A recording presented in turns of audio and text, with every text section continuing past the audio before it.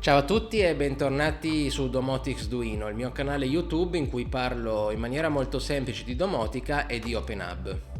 Come anticipato nel video precedente, in questo video iniziamo a fare il primo step di progettazione del nostro sistema domotico, ovviamente dopo aver deciso di utilizzare OpenHub come centralina intelligente del nostro sistema. E quindi dobbiamo risolvere il primo dubbio che ci troviamo di fronte, e cioè questo OpenHub dove lo metto? Lo metto in un cassetto, lo metto in una mensola, lo chiudo in un armadio, lo metto vicino al letto sul comodino?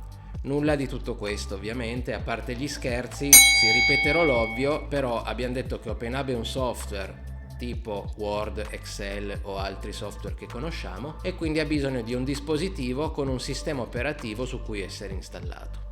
Quindi, detto questo, posso usare il mio PC, volendo sì.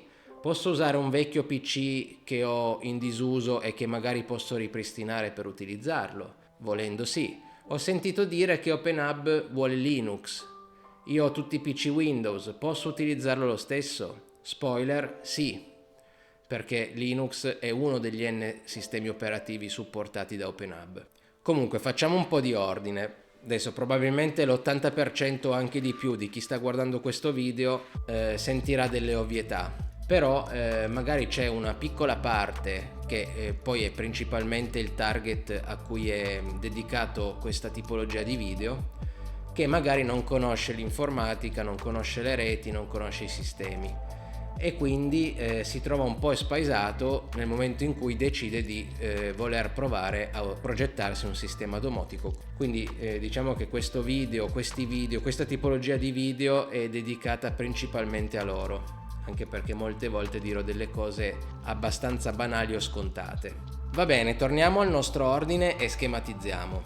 OpenHub, in quanto software, ha bisogno di un computer praticamente che ha installato un sistema operativo tra quelli supportati da OpenHub. Ok, abbiamo fatto un passo avanti.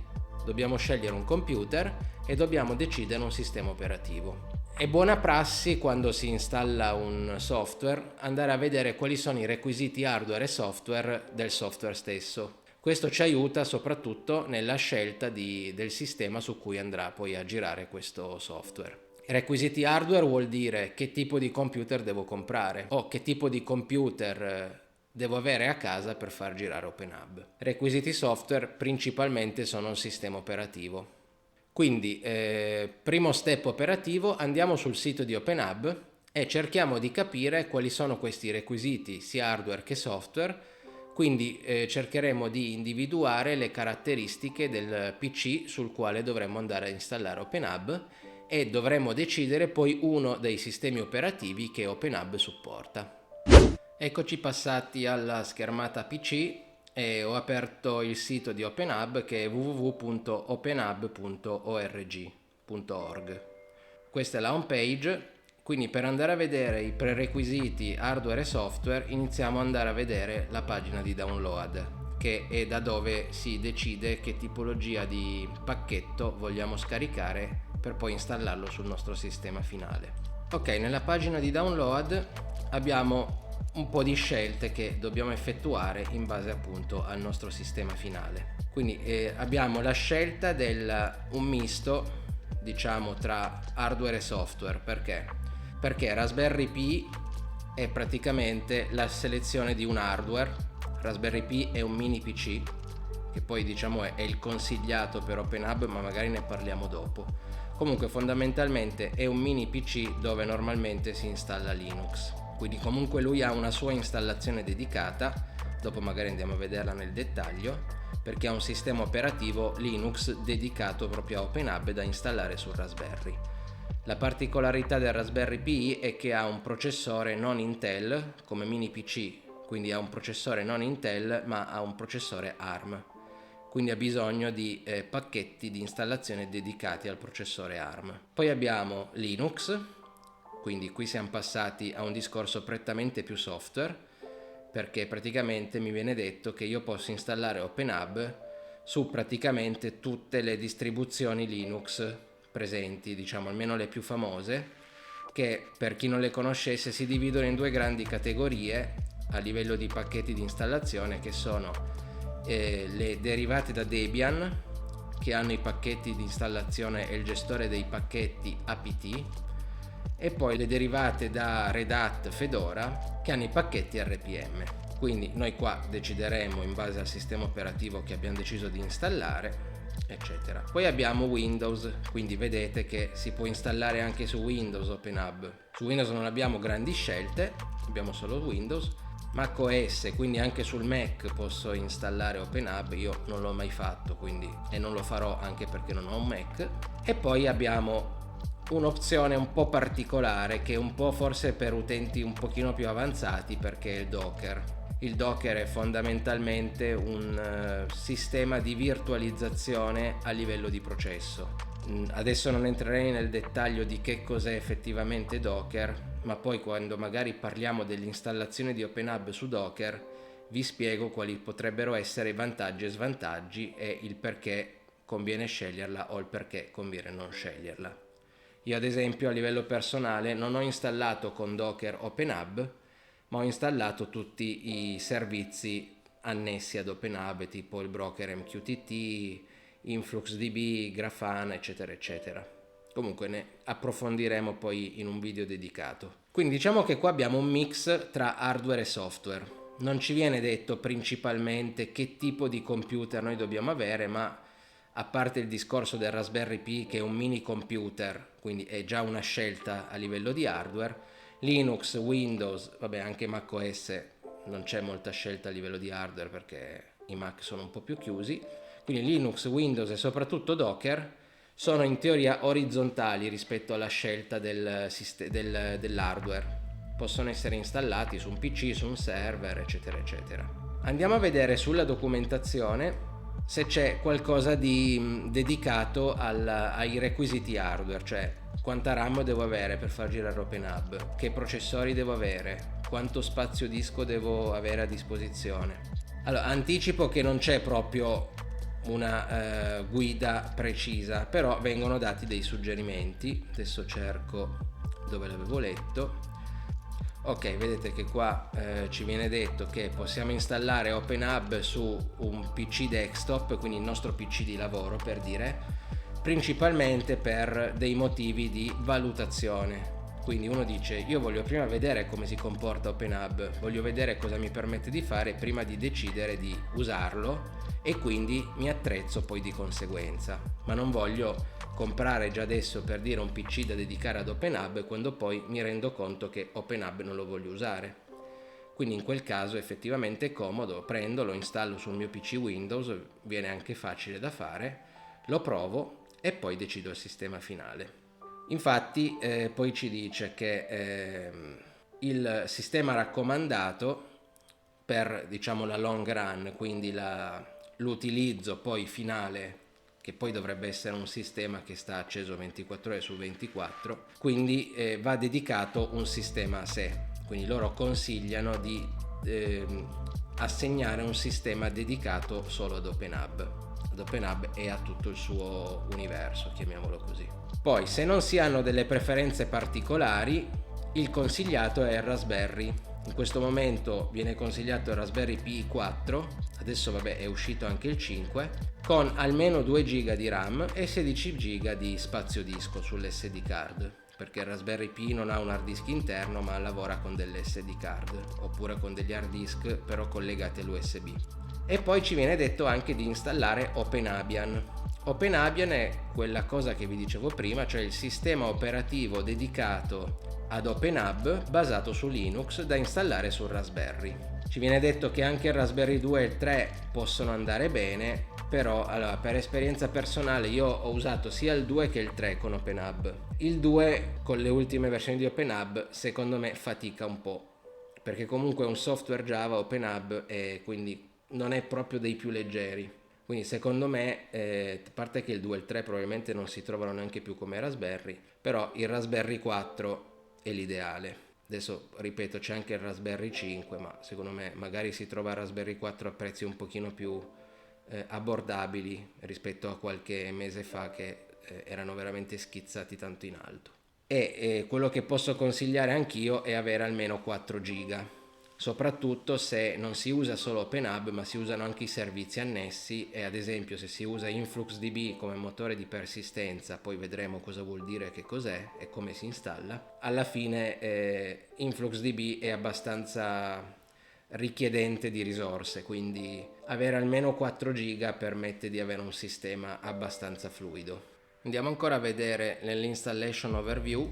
Qua più o meno ci viene detta la stessa cosa che c'è scritta di là, quindi cosa raccomandano, quindi cosa consigliano, e in particolare nella sezione dei prerequisiti la cosa forse più importante a livello software oltre il sistema operativo è la versione di Java, perché l'ultima versione di OpenHub 4.1 e credo anche la 4.0, adesso non vorrei sbagliarmi, comunque ha bisogno della Java 17, quindi il sistema operativo deve supportare l'installazione del runtime Java 17.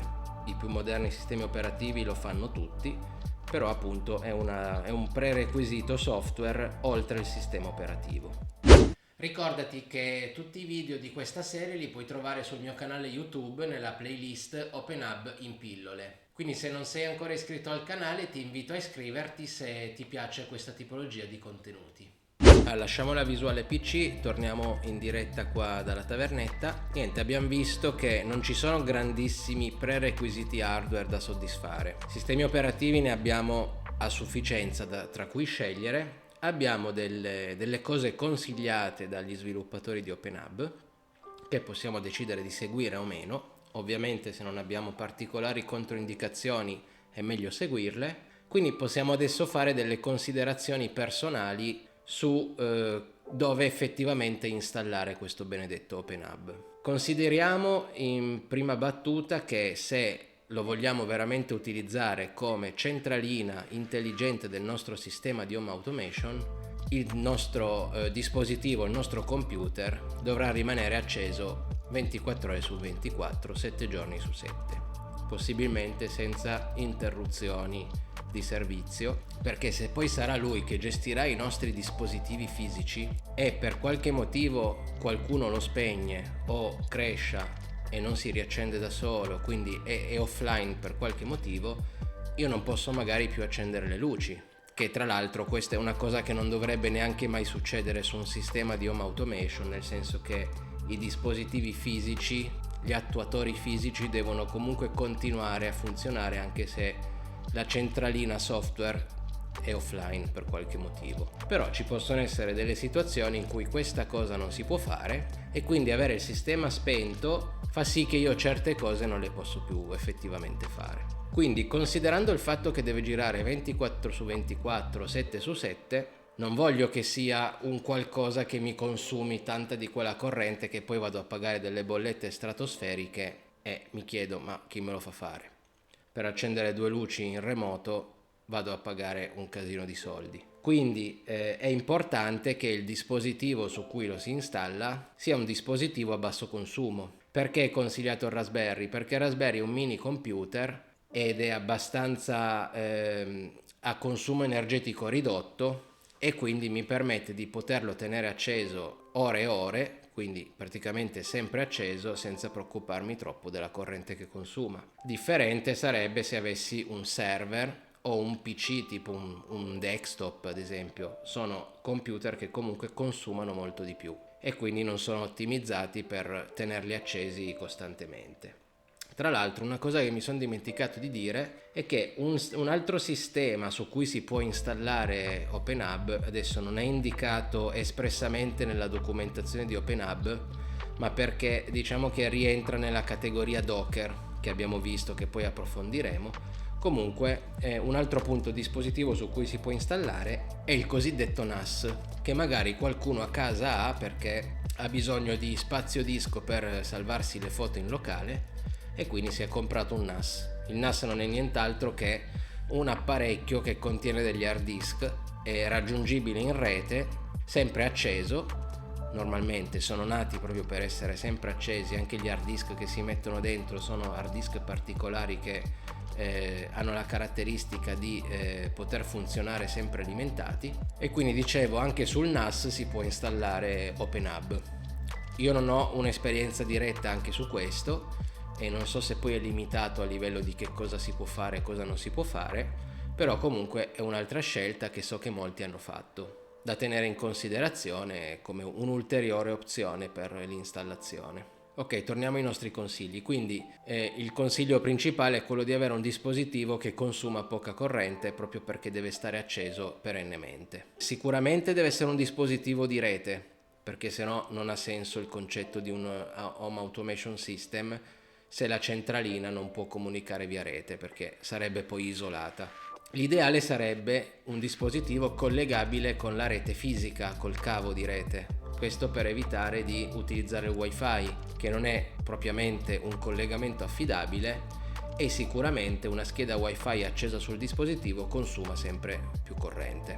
Ovviamente non tutti magari hanno la possibilità di avere delle porte di rete in casa, però alla fine la location fisica in cui si decide di mettere questo computer che abbiamo deciso per OpenHub non è importante, perché tanto appunto essendo raggiungibile in rete può essere in qualunque punto della casa. Quindi tutti penso che abbiamo ormai a casa un router. Normalmente i router dietro hanno delle porte di rete, quindi volendo si può mettere il nostro dispositivo vicino al router e collegarlo col cavo di rete. Un altro consiglio è quello di mettere un UPS, per far sì che se manca corrente per qualche minuto, cosa che spesso succede nelle abitazioni, il sistema non venga spento brutalmente. Sappiamo che questi dispositivi, i computer, i sistemi operativi soprattutto, se vengono spenti brutalmente, quindi per mancanza di corrente, e non sono riusciti, non hanno fatto in tempo ad attivare la procedura di spegnimento naturale,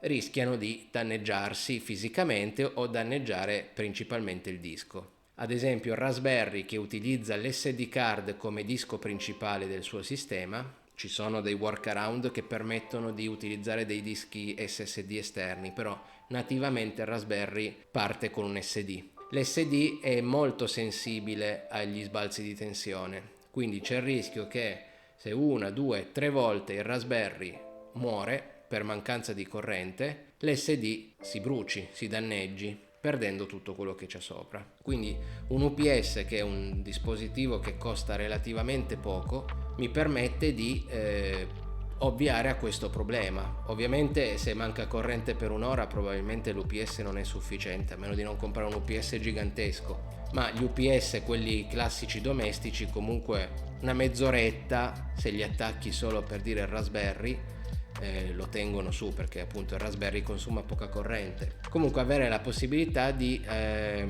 risolvere il problema della mancanza di tensione. Ultima nota, poi mi fermo. Prima ho parlato del fatto che il computer, il dispositivo dove installiamo OpenHub, lo posso mettere dove voglio. Teniamo anche conto che non ha bisogno di avere tastiera, mouse e monitor collegati. Una volta che si è fatto il primo setup, dove magari il monitor può essere utile, la tastiera e il mouse anche, possiamo staccare tutto e mettere il nostro dispositivo semplicemente alimentato, ovviamente, e collegato in rete. Nulla di più, perché poi comunque in base al sistema operativo ci sono modi diversi, ma sono comunque tutti dispositivi poi raggiungibili in rete come controllo remoto. Quindi se userò un Linux accederò tramite la console SSH, se userò Windows accederò tramite desktop remoto, oppure posso installare i software tipo VNC che mi permettono di prendere il controllo del desktop. Comunque il concetto è che non devo avere uno spazio gigantesco dove mettere questo dispositivo. E qua il Raspberry ci viene in aiuto, perché alla fine è una scatolettone grosso così, anzi, ecco, questo qui è un cimelio perché è il 2, però le dimensioni sono queste, cioè alla fine sta su una mano.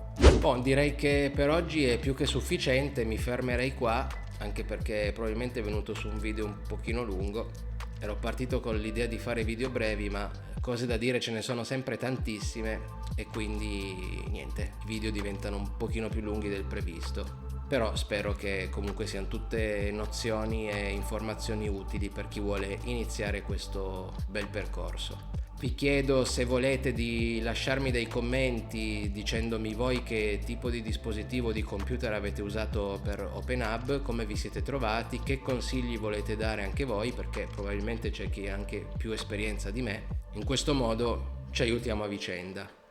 Bene, detto questo vi saluto e niente, vi aspetto al video successivo, che sarà probabilmente l'inizio di una installazione su uno di quei sistemi operativi che abbiamo visto prima. Ciao a tutti e grazie per essere arrivati fin qua.